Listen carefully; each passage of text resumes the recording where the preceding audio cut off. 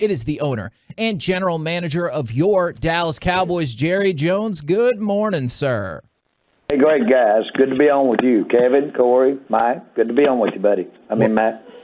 Well, we love talking with you every single morning. I'm kind of curious because I like to get your perspective on the broader NFL and sports issues as well. Is the Phoenix Suns owner is essentially being forced to sell his team. Obviously, you've seen this with Jerry Richardson and the Panthers. I just was curious, what are your thoughts on franchise owners being told by the league at one point or another that they have to sell their team?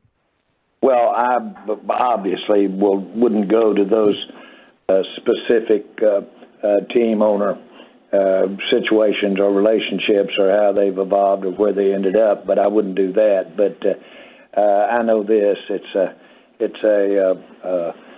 a privilege to get to be a part of a league like the NFL or get to be a part of sports.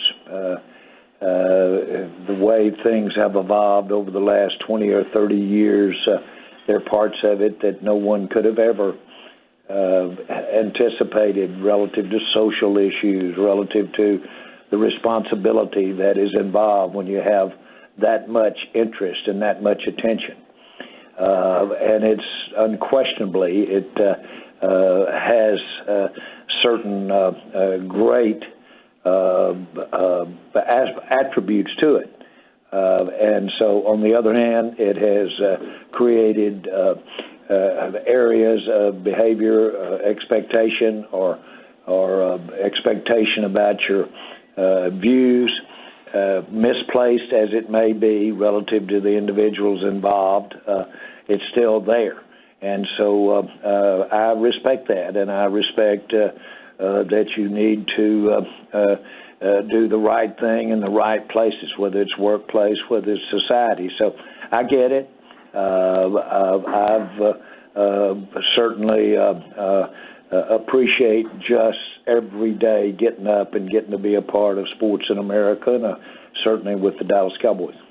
Jerry, going into the Bengals game last week, there was a lot of stress, urgency. Even our interview, there was a lot of tense moments, I believe. But you get a win, and I'm kind of curious: do you lighten up a little bit after a win, or do you kind of continue to impress upon these guys that they have this hill to climb, and you can't take your foot off the pedal? Well, I thought the question was going, do I lighten up in my mirror or in my own mind? And the facts are I do. That was very disappointing. I felt very responsible for the fact that we'd let our fans down. No one expected that the first game. Any and all of the ways that you could create responsibility, I have, whether it's accurate or not. And so that was a downer. To come back, though, and have the team respond, have the coaches respond, have the head coach respond, to come back and then have, under very trying circumstances, have our young quarterback step out there and play the game he played, defense step up. Every person played better. And to get a win against a good team was just it's like the sun coming up. It was just a new day for me. Now, reality is that you can't rest on those laurels, not with the level of competition that we've got coming every week. And they've had their ups and downs usually when we play them, and so you got to get ready for that. So you've got to be disciplined, but that's what we've all lived with in our everyday lives, and you just have to do it at the team level as well. We've got to get down to business. We've got to go to work, and that's not going to help us at all next week except to look at the technical ways we can improve. How surprised are you that the Giants are 2-0? Well, I look at how they got to 2-0, and it's not. They've played well enough to get there, and I think that they're a much better team than they were last year. the fact they're 2-0 will embolden them to be better. And the real truth is that in the NFL, all teams have good players, and they just aren't hitting on all cylinders many times. But I can see how they won those first 2 ball games, and know that we've got a street fight in New York to get up there and come out there with a win. Now, most of the time you say anything, it makes news, and I think we all understand why. Is yesterday talking about, how you would love if Cooper Rush played so great that there could be like a quarterback controversy. Do you talk to Dak like before or after situations like that, or does he ask questions to you about like statements like that? Not necessarily. If I see him, I will, and I'm sure the same with him. But not necessarily at all. And just to be specific, we don't have anybody that would really deep down like to see Cooper Rush play to that level more than Dak, because that enhances it for all of us, because we know we're going to need every ounce of every person on this team's best play. And if you start going up there and saying, boy, the opposing team as well as us, when they start looking and having more credibility about the way Cooper Rush is playing, about what we are at quarterback when we don't have Dak. Now, I don't believe there's anybody in the world that doesn't understand how much I appreciate Dak Prescott, his skills, and to have him for the future, and the future being right now, really. So, but the point is that if players play at a level to where you've got people debating how are you using them with their skills, or as to who ought to be out there and who are not, when they're playing at that level, that's positive. Did you feel that same way? I'm just kind of curious. I know we're going way back. You feel that same way back in the day about Romo when he was watching Dak's progress along the way back in 2016? Well, of course I did. I was in awe that after Romo got hurt, we were all in the tank, and then Dak steps out there at preseason game again in Los Angeles in the Coliseum, and boy, he throws that ball down there on the back shoulder, and Dez gets it, or whoever caught it, and our whole team was out on that field, 15 yards out on the field. Michael Irvin, I said, did you see that play at Prescott?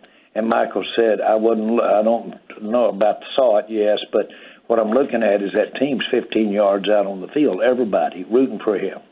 They're behind him so much. So that is really a wonderful thing to see. And so if it had been a game or 2 games and Romo had been back out there, it might have been a different story. Because Romo still had it, make no mistake about it. He had it, and he had it in a way that could win it all. And but look what happened. Dak got his opportunity. He took it and ran with it to all of our benefit. He's one of the top handful of quarterbacks there are.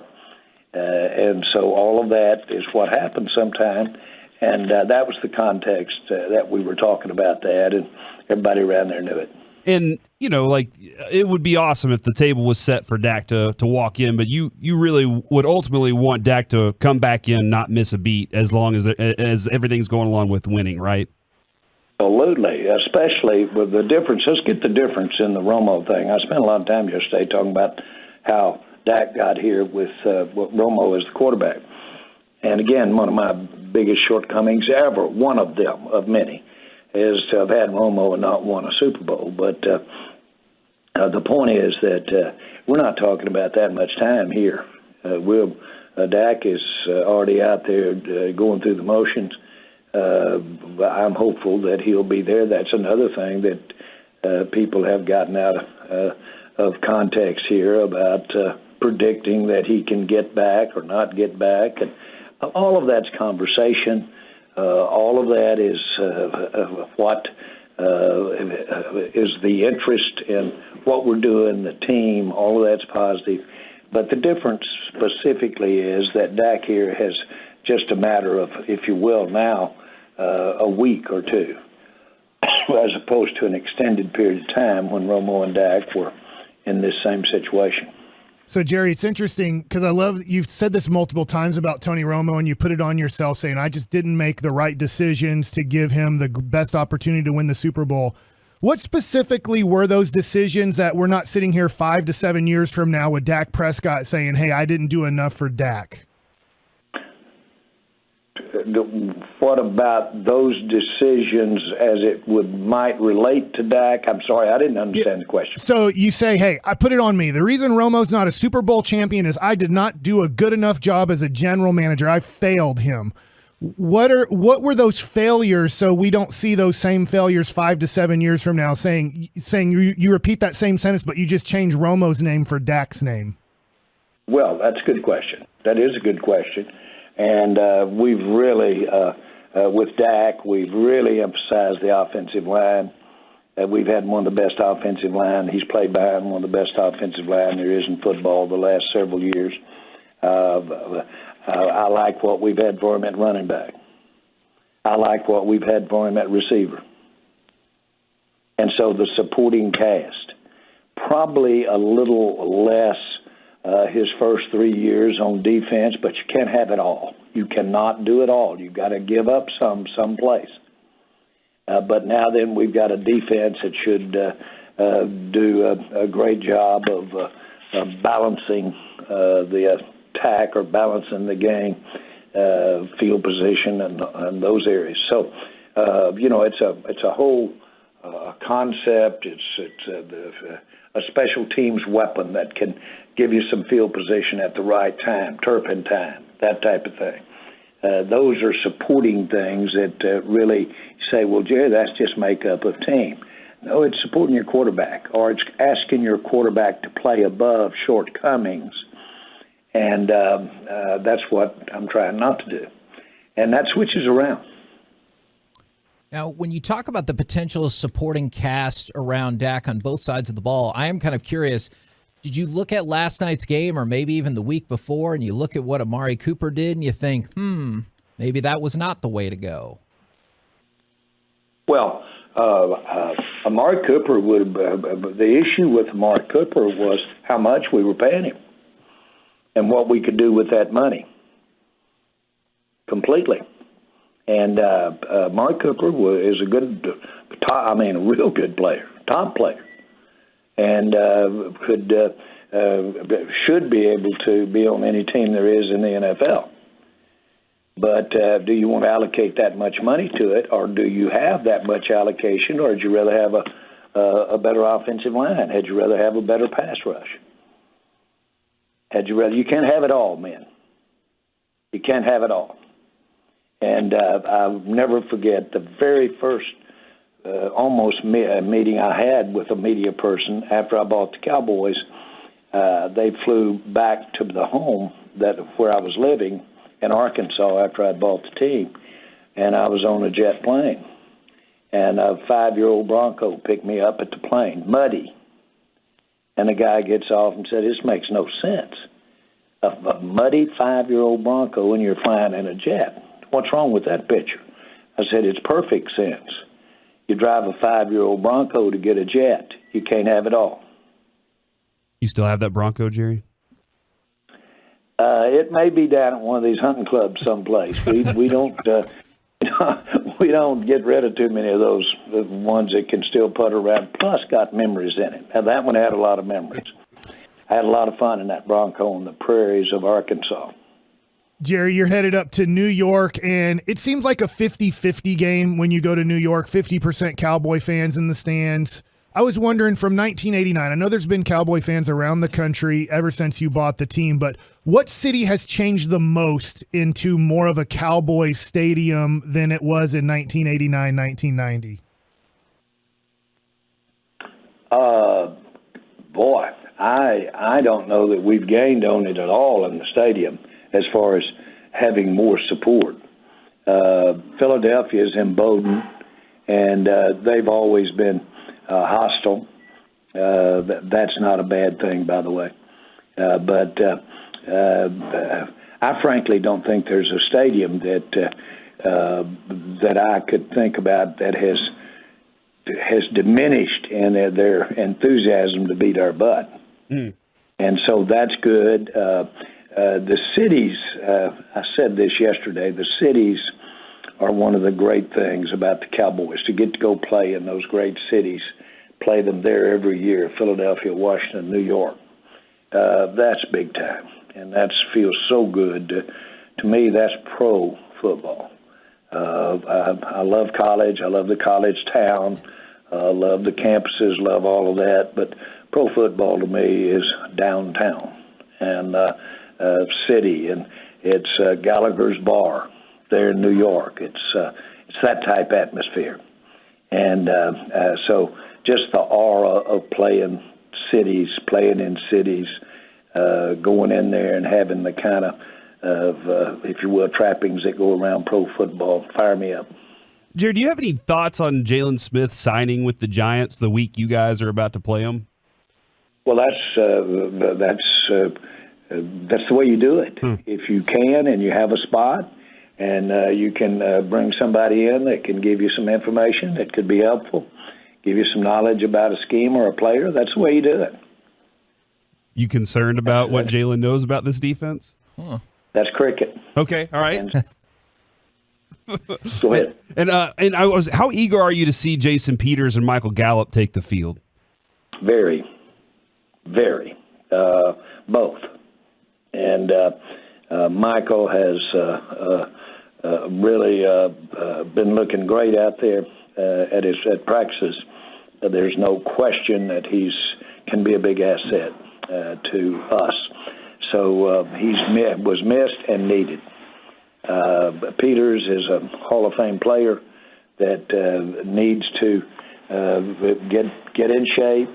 That would be the case when you've been playing as long as he's been playing. Mm-hmm. But boy, does he offer us the potential to have some real position flex between 2, possibly 3 positions on that offensive line. But he's such a pro. He's really. I'm so proud of him because I remember when he came out and he has just done nothing but grow in his life with the NFL, and what a career. So we're going to, if things go like I'd like to think they'll go, he'll make a big contribution to us this year. Jerry, last question for you. Football is so much more popular than baseball nowadays and has been for a while. The one thing that baseball has going for them that football doesn't seem to is numbers. Aaron Judge is about to hit home run number 62 to break Roger Maris's Yankee record, American League record. Albert Pujols could hit home run number 700, the 4th person in MLB history. How come football hasn't been able to, at some point, more capture the numbers when guys have record-breaking situations? Well, thank you for bringing it up. I don't know if it's deliberate or not, but yesterday I was taping for Emmitt Smith's great 20-year celebration of becoming the number 1 yard gainer in the history of running backs in the NFL. Now, there's some numbers, and I dare say there's a lot of sacrifice went into getting those numbers by not just Emmitt, but the guys that were clearing the way around him. But candidly, I do think we have numbers. I think maybe we should even emphasize more of them. The stats, the passing stats, our first game, the lack of being able to make first downs, first, second, and 3-yard efforts that we didn't make. So I do think football is a game of numbers. I think that's why it has such a future relative to how it's presented, relative to gaming. It is a numbers deal. I had a coach that was actually a management major, Frank Brawls of Arkansas. And any time I ever talked football with him during my life, it was all about numbers.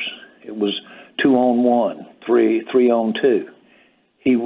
Everything, defense or offense, was outnumbered them. And so literally, I'm taking your question literally, we could do and can do to think that baseball may have us outnumbered. We need to do a better job there because our game is a game of numbers as well. Stats are important. Of course, I'm a baseball guy, and I love to play baseball. Football is work. Baseball, I love to play. And I'll never forget the first time I went to New York. I touched that old stadium. I was pretty old. I was almost 30. And I put my hand on that Yankee Stadium, went right there and said, Yogi, Mickey, Mantle, I know you're in there. It's appropriate because Maris was breaking his record. I think it was Mantle's record he broke. But I put that hand on that stadium and I said, boy, here I am. I'm touching you after all. Yankee Stadium. Man. So those are the kinds of things to me that differentiate sports. I love that, Jerry. I want to ask you, I know I said last question, but follow up with this. And I know where you're at, where it is with the Cowboys, but you've made so much money. Have you ever thought about, I know there's a few owners that own a football team and a baseball team. Have you ever thought of the Jones family also being owners of an MLB team? I have not. And I've just always been so focused and committed on the football, and I just wanted to just totally indulge, totally involved, just completely disappear in everything about the Cowboys and football. We got involved in the arena team because it was my understanding the arena team arena might be involved with NFL. I thought it might come, and so I didn't want somebody else here in this area to have NFL being involved in an arena team. So I got there. Other than that, I've never been tempted to be anything but the water boy for the Cowboys. Appreciate the time, stories, and information. As always, good sir. We'll catch up with you again on Friday. Thanks, guys.